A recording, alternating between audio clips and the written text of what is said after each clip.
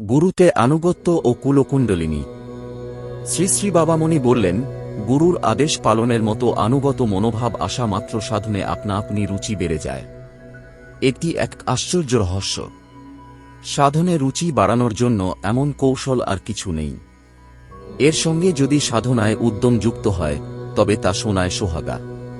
কিছুদিন যেতে না যেতে অন্তর্নিহিত শক্তির উৎসমুখ খুলে যায়।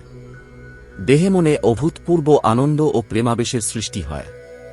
এই অবস্থায় এক এক মানুষে এক এক ধরনের অনুভূতি বা উপলব্ধি আসে, যা যোগীরা কুলকুণ্ডলিনী শক্তির জাগরণ বলে থাকেন। কুলকুণ্ডলিনী নিয়ে অনেকেই নানা ধোঁয়াটে ব্যাখ্যা করেছেন, যা শেষ পর্যন্ত কিছু শব্দেরই সমষ্টি হয়ে থাকে, অর্থের বাহক হয় না। সেই শব্দের জঙ্গলে অনেকেই অসহায় পথিকের মতো উদ্বিগ্ন হয়ে পড়েন।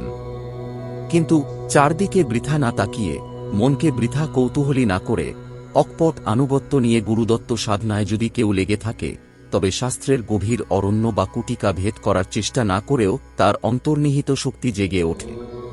তখন রক্তমাংসের মানুষটা দেবতায় পরিণত হয়, প্রবৃত্তির প্ররোচনা থেমে যায় এবং স্নিগ্ধ সন্তোষে প্রাণ ও মন পূর্ণ হয়ে যায়।